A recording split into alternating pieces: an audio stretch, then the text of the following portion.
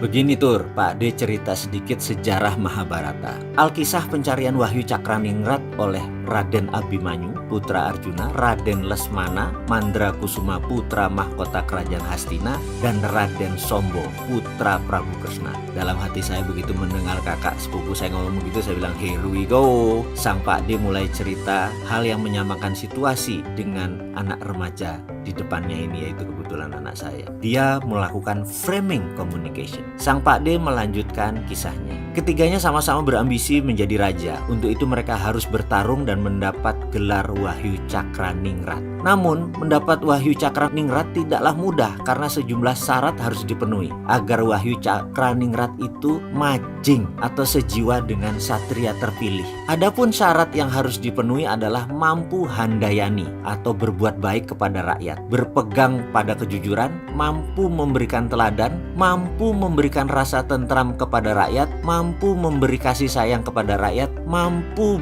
berperilaku amanah, mampu merekatkan seluruh rakyat tanpa memandang latar belakang agama, ras, budaya, serta harus peduli terhadap lingkungan. Ketiganya berangkat dari tempat yang berbeda. Mereka melakukan laku atau tirakat atau sebuah perilaku menjaga diri, samadhi. Raden Lasmana dikawal petinggi Kurawa seperti Arya Sengkuni, Resi Dorna, makan minuman lengkap tanpa ada kesusahan. Perilaku manja tersebut ternyata tidak membuahkan apa-apa, hanya membuang waktu saja. Dia tidak banyak samadhi, tapi makan minum dan hanya berpesta. Lain lagi putra mahkota Satria Parang Garuda, Raden Samba ini. Dia satria yang pemberani, juga ingin bertapa di dalam gua Gangga untuk meraih Wahyu Cakraningrat. Keberangkatannya seorang diri. Di tengah jalan Raden Samba bertemu wanita cantik yang merupakan bidadari utusan untuk menggoda. Ternyata dia gagal, dia tergoda sehingga gagal samadhinya. Betara Cakraningrat berbelok, tidak memberinya apa-apa. Raden Abimanyu atau nama lain Raden Ongkowijoyo, sebelum berangkat dia bertanya pada Punokawan, Semar Gareng Petruk Bagong yang merupakan pini sepuh yang bijak. Dia mendengarkan nasihat para Punakawan yang keturunan Betara Narada, yaitu Eyang Semar, di mana dia mendapatkan wejangan bahwa Betara Cakraningrat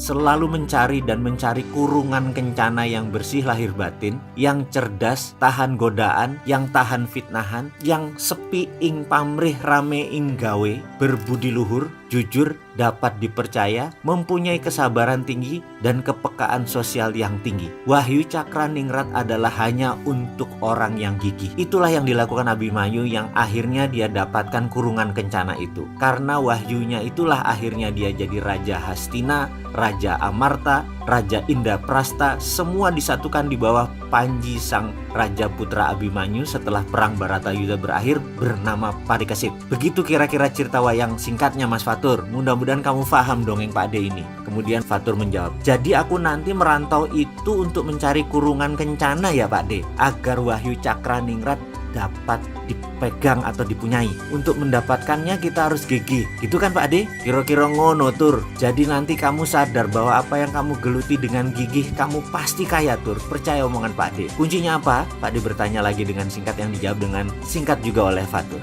Gigih.